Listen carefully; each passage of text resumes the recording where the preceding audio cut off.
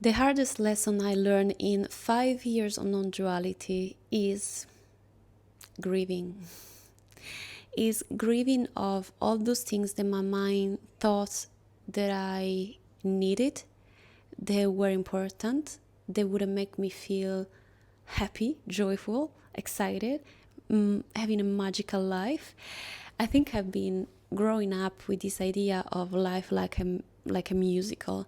And when I enter in personal growth, personal development, and law of attraction, the secret, and manifestation, I think I enter, as many of us, in that reality coming from a place of I want to avoid pain. I want to avoid pain and I want to feel only the good feelings. This is why people want to manifest. They want to manifest these amazing things, not because the thing in itself, but because the feeling they think they're gonna feel when they're gonna have those things. And I was seeking those things also because this is what our brain does. Our brain is seeking pleasure and avoiding pain. And so I think for a long period of time, for at least the first 30 years of my life, I was in this search of pleasure and dopamine and this idea of life that I would have had, etc., and escaping from pain, escaping from sufferance. The sufferance in the world that I didn't and couldn't see, and the suffering within myself. And I think the path of awakening, the path of non-duality, has to start first with acknowledging that sufferance, and it's gonna start the way. Like there is no other way. There is a point where we touch the ground, the bottom, and we are in so much pain that this is where the teaching, where non-duality enter in our life. I think for most of the people that are in this path is like that. And what is really funny is that at the moment in time where I was having it all, I had a successful business, I made $1 million that year, I had the recognition, I have the validation, and despite that, is the year that I maybe suffered the most, realizing that all these things that my brain thought that we wanted, they couldn't bring me anything. Nothing can come from outside. So all these ideas and ideas of romantic love, idea of success in my business, idea of this amazing life that I was having, I had to start grieving them. Because what I was experiencing, it was in reality a lot of pain, a lot of this is not the life that I wanted, a lot of like, where is the excitement, where is the dopamine, where is the joy that I thought I could have feel once I would have this and this and that. The thing is that, and I made a video about this that is called The Price We Have to Pay When We End Suffering, is that in the same time the difficult feelings, difficult emotion becomes less real, we detach from that and we see them as just as they are. The same thing happened with positive emotion. And at the beginning of the path, this is a grieving period because it's very hard to see where is the joy that I was seeking, where is the happiness. And of course, I'm not talking about the joy that we really are and this that I can feel it now, this beautiful presence. I'm talking about an artificial dopamine-induced joy that I was looking for. And so realizing that there was a fake and realizing that I had to grieve that. In some way, I had to grieve all this idea of things that I thought they were important for my brain in order to feel enough, to feel secure, to feel happy.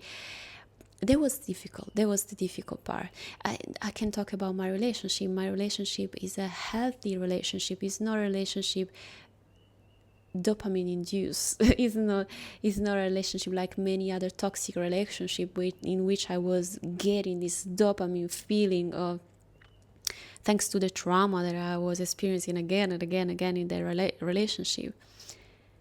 is a healthy relationship that put me in front of my sufferings, of my pain, of my attachment, of my ego, and realizing that all the things that I wanted to get from the relationship, from the interaction, from him, they were wound, attachment, ego, idea, conditioning, illusion about romantic love, and they had to drop one after the other one after the other one after. And that's the difficult part. Seeing all these things that you thought you wanted, and your brain is still thinking in some way that you wanted, and they are important, is not there, is not there, is not there, is not there. But this is the only way to awake. You have to go through the moment of grieving, the moment of detachment, the moment of where all the pain that you didn't want to feel emerge, because only go through death. On the other side, there is light, there is love, there is everything here and not outside. You discover going through that all this time you were living an illusion in a movie where the main character had to get all these things to live this amazing life. But there is not a character with a life. We are life itself. But when we are identified to the character, we can only suffer because the character can get or doesn't get the things, can be happy or not happy, can have it all or not have it all. And so if we believe that we are the character, life is constantly changing.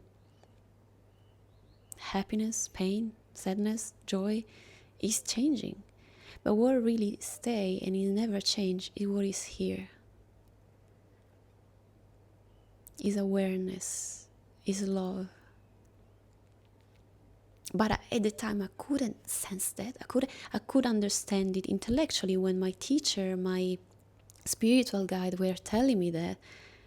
I know that is true. I can feel it. I know something is receiving the teaching, but it was still intellectual. It couldn't get to a deeper level where I was really seeing and experiencing presence, because the mind wouldn't allow it, because the mind is attached to the things, because the mind wants to get what it wants, and the mind is trying to control and try to make this idea of a me still stable and real. It doesn't want to give up.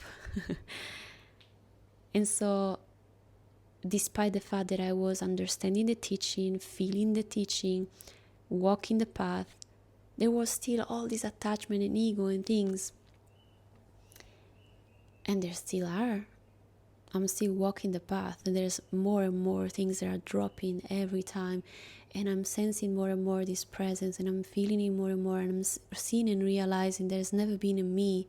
And every time that my nervous system and my wound and my trauma, they want to get in the surface, I'm capable more and more of, oh, that's the movie again, that's the me idea again, and coming back to this place of peace and presence and calm. But that wasn't easy at the beginning. That was very, very hard at the beginning, because in the moment the trigger comes, we are completely identified. I want these things. This is a need that I want to be fulfilled.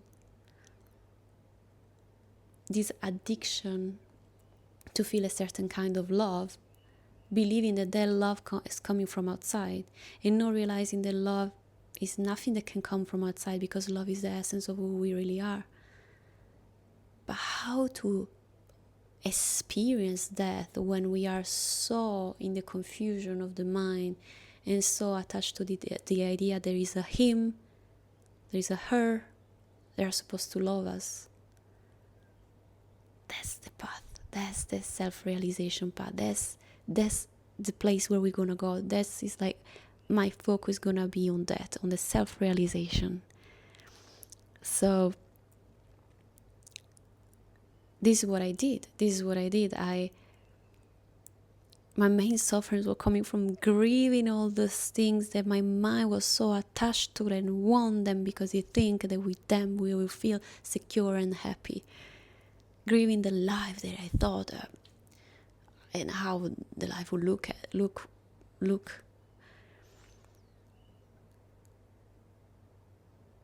It's never been there. It was an illusion. And again, it was hard to see that it was an illusion. Or even if intellectually I knew it again, it was difficult to see it, realize it. And only time and only practice and only meditation and only teaching, the non-duality teaching, helped me to realize that my only focus was self-realization in this life. And if I continue to look at self-realization as the main focus, all the rest will happen itself. This is a sentence that Ramana Maharshi said, or it's in the Gita. I think it's in the Gita, is if you do of the self-realization your main focus, realization of unity, of source, all the rest in life will follow, will be taking care of itself. It's so true.